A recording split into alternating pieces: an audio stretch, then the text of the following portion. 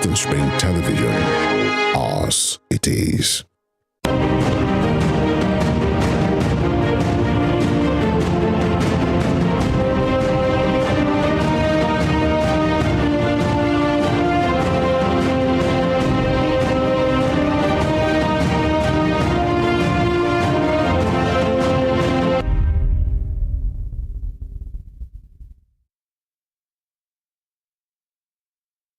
Here are the top stories of the news. President Buhari signs 2023 budget of 21.83 trillion naira into law. 4 people, including police officers, killed during attack on former Imo State governor's convoy. On the foreign scene, Palestinians condemn visit of far-right Israel minister to contest holy site in Jerusalem. Good afternoon and welcome to Spring News at 12 on Western Spring Television. My name is Tunde Ido. President Muhammadu Buhari has signed into law the 2023 appropriation bill totaling 21.83 trillion naira. Buhari signed the bill at the council chambers of the State House in Abuja. This development comes 6 days after the National Assembly passed the bill, which represents an increase of 1.32 trillion naira from the 20.51 trillion naira budget proposal of Buhari.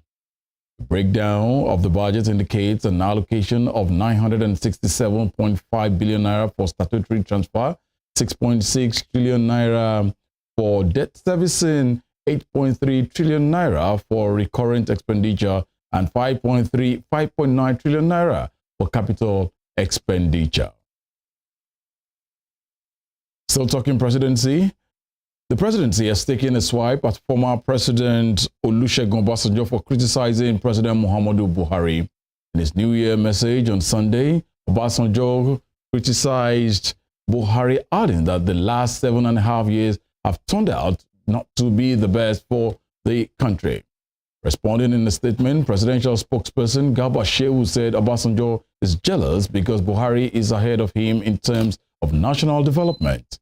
Shehu also said Obasanjo does not possess the moral credibility to criticize the Buhari administration, adding that the former president destabilized internal democracy and misused political power when he was in office. Shehu also said, unlike Obasanjo, Buhari has received praise from the international community for his achievement. The presidential spokesperson also said Obasanjo's criticism of the present administration is an exhibition of selfishness. 4 people, including police officers, have been killed during an attack on the convoy of a former governor of Imo State, Ikedi or Hakim. The incident was said to have happened yesterday evening at Oriagu in Ehime Mbano local government area of Imo State. It was gathered that the former Imo governor escaped death by the whiskers as the gunmen bombed the backup vehicle in his convoy. The former governor was said to have been returning from a visit alongside his 2 children when the incident happened. While narrating his ordeal, Mr. Ohakim said his bulletproof vehicle and his driver, who brought to bear his skills, saved him and his children from the killer gunmen. He said the attack was beyond the indigenous people of Biafra IPOB, adding that the assailants were a well-trained professionals. And here in Osun State, the immediate past governor of Osun State, Adegboyega Oyetola, has sought support for the presidential candidate of the All Progressive Congress, APC, Asiwaju Bola Tinubu, saying he will put an end to insecurity if voted into office in February 2023 poll. The former governor spoke today when he was received with fanfare in Oshogbo as members of the APC and well-wishers trooped out in large numbers to welcome him at the Tinubu-Shetima campaign office. According to him, he served Osun wholeheartedly for 4 years without resting before God intentionally planned his temporary rest, stating that God told him he would return as governor of Osun State. Oyetola said another year of manifestation of God's promise has come as he is confident he will reclaim his mandate soon and lead the party to victory for Tinubu and Shetima in the February presidential election.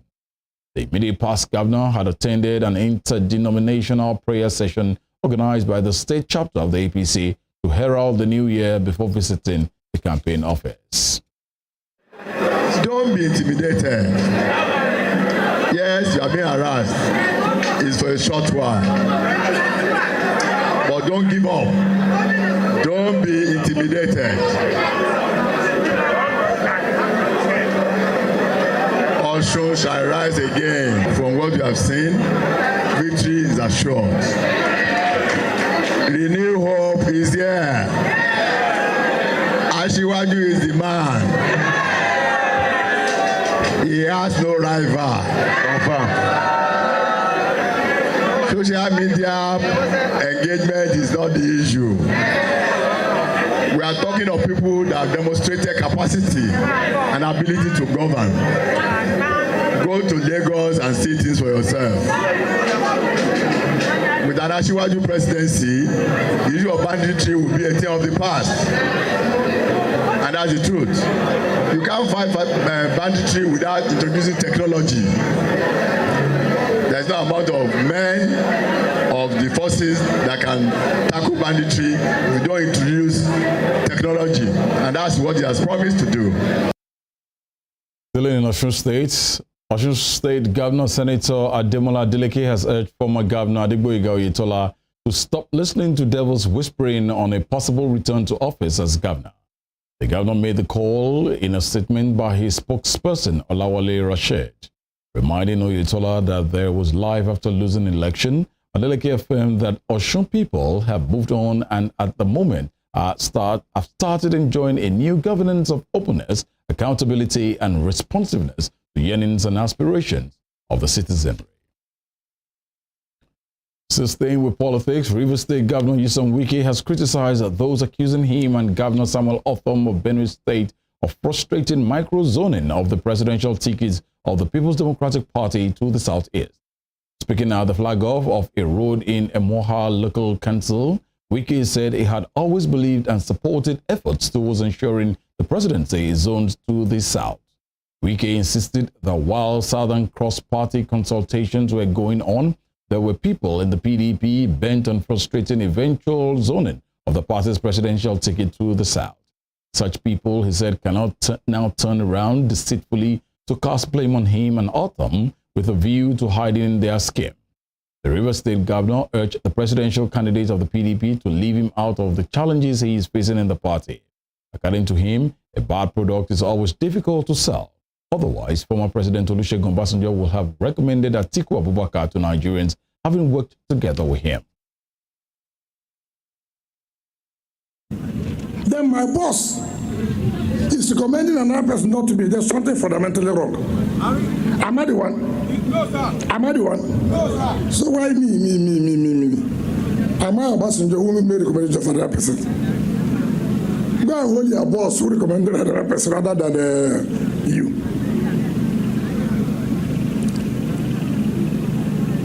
And I was praying that Obasanjo should not say anything when I saw the letter last night. I was touched.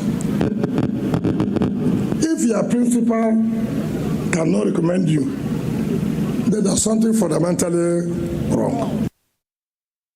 In the meantime, Olisa Ife-Ejika, Chief Press Secretary to the Vice Presidential candidate of the People's Democratic Party, Ifeanyi Okowa, says his principal did not betray his compatriots.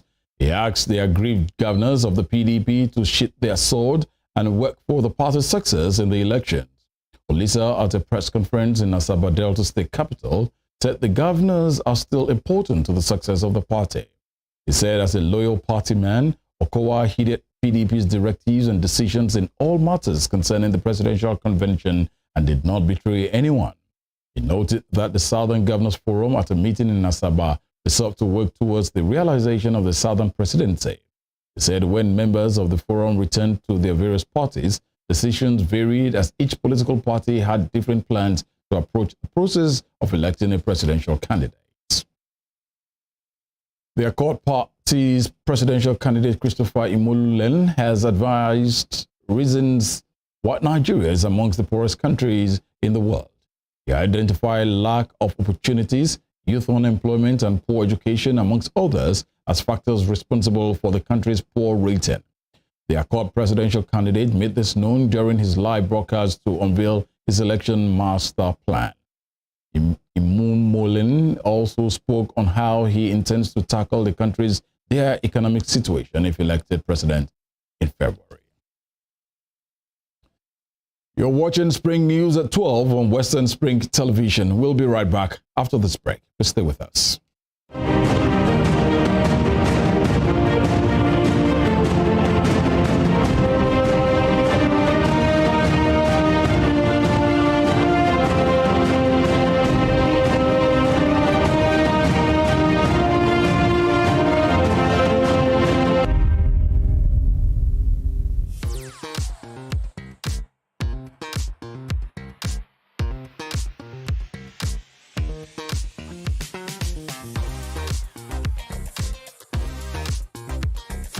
Turn it up! It's the Wild Wild West, and Western Spring Television is pulling out all the stops to make sure that you don't miss out on every of the fun and happenings around you. Yup, we've got you covered because your girls got all the juiciest tidbits and entertainment news from around the world.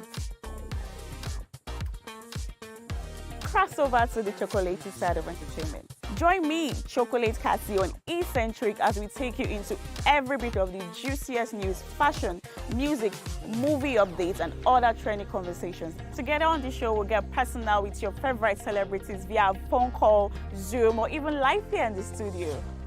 Eccentric will be shown on your TV screen on Western Spring Television, channel 190, only on StarTimes.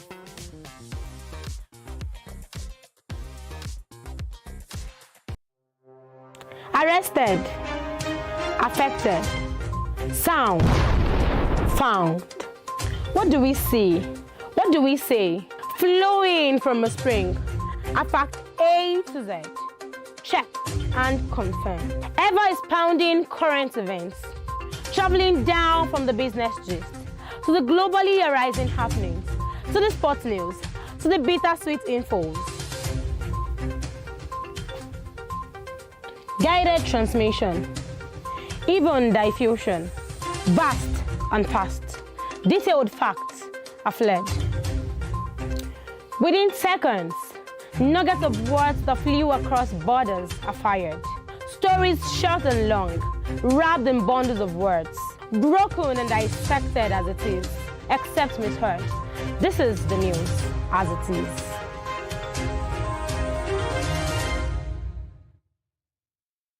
Sports is a culture on its own. It has its own language, its own people, with their own way of life.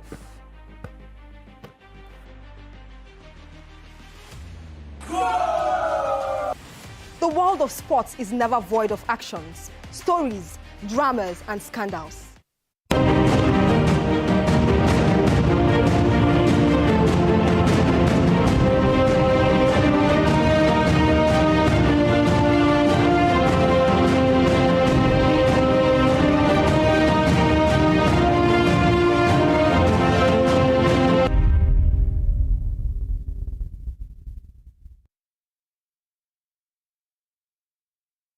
Thank you for staying with us. You're still watching Spring News at 12 from Western Spring Television. Still talking politics. Presidential candidate of the All Progressive Congress, Asiwaju Bola Tinubu, has again defended his fitness, saying no alien person can successfully perform 7 trips as he did at Umrah. Tinubu made the statement in an interview with a Kano radio station, Freedom Radio, in Saudi Arabia shortly before he returned to the country. Umrah is an Islamic pilgrimage to Mecca that is undertaken at any time of the year, in contrast to the Hajj, which has specific dates according to the Islamic calendar. The former Lagos State Governor arrived at the Nnamdi Azikiwe International Airport, Abuja, on Sunday night, where he was warmly received by his loyalists and party supporters. Tinubu disclosed that he is fit for the office of president, adding that his critics have nothing else to peddle but lies and speculations. The new Nigeria People's Party, NNPP, has asked Nigerians to support its presidential candidate, Rabiu Kwankwaso, to rescue the country. The party said this in a statement issued by the NNPP National Chairman, Rufai Alkali. Alkali urged Nigerians to reject its my-turn politics and support Kwankwaso to win the presidency.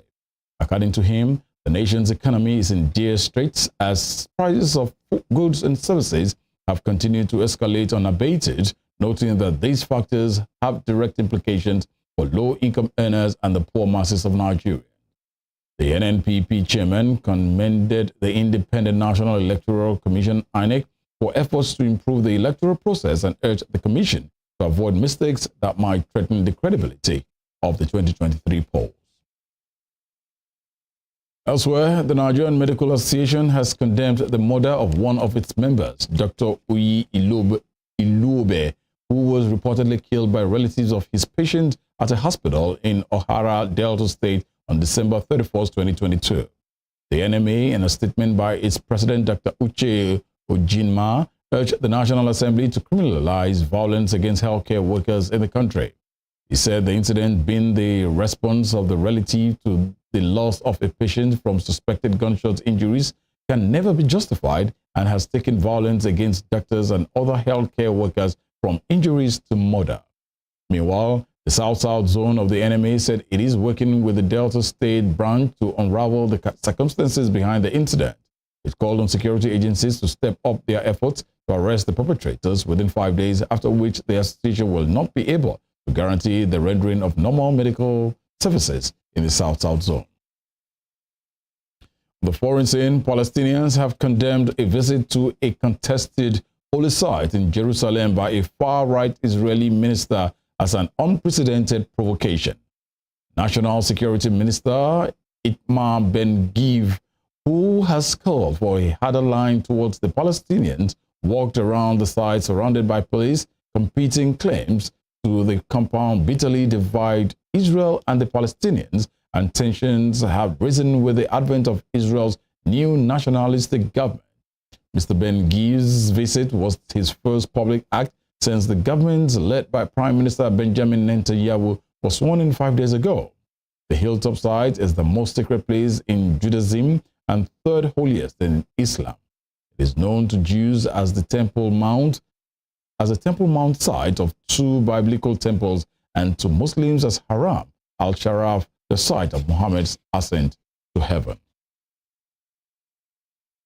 Ukraine's president says Russia is planning a protracted campaign of drone attacks in a bid to demoralize Ukraine. Volodymyr Zelensky said he had received intelligence reports suggesting that Moscow will launch the attacks using Iranian-made Shahed drones.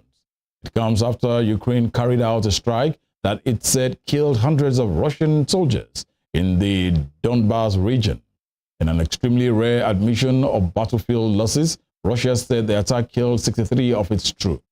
Speaking from Kiev in his nightly address, Mr. Zelensky said Russia planned to exhaust Ukraine with a prolonged wave of drone attacks.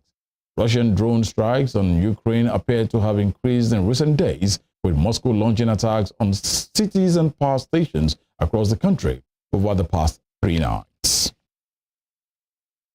And in Africa, 2 opposition lawmakers in Senegal have been given 6 months jail sentences for kicking a pregnant colleague in the stomach during a budget debate. The male lawmakers attacked Ami Ndiaye after she criticized an opposition religious figure.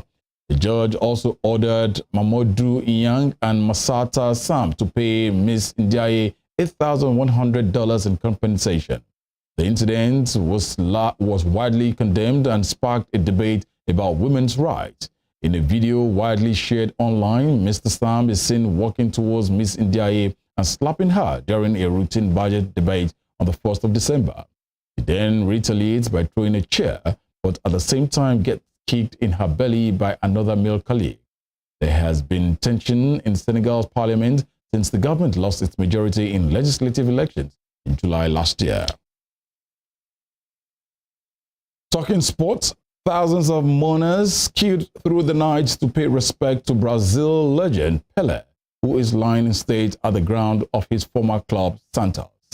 Pelé's coffin was placed in the center of the pitch at the Urbano Caldeira Stadium in Sao Paulo, with fans lining the streets to get inside the ground.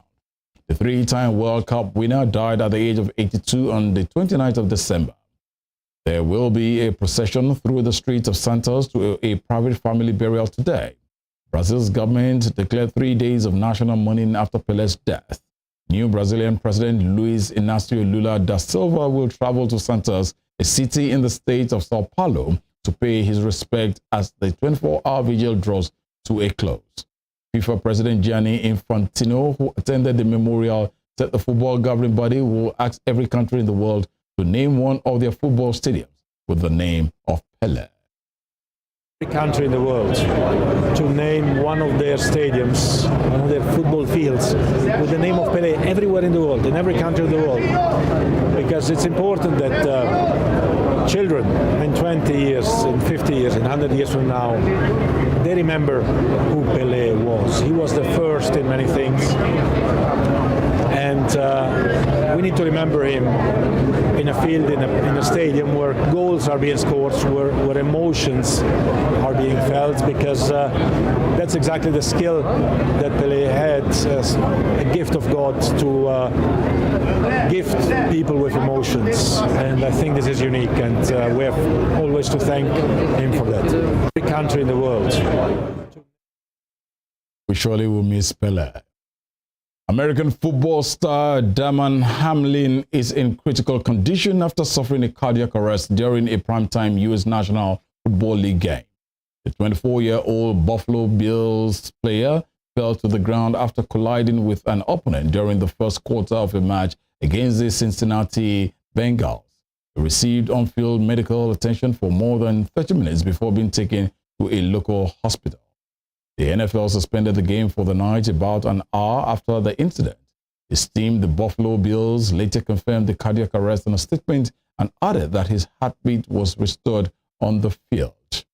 The emergency sparked an outpouring of well wishes for Hamlin and brought attention back to the dangerous nature of America's most popular sport as the NFL season approaches its climatic playoff stages.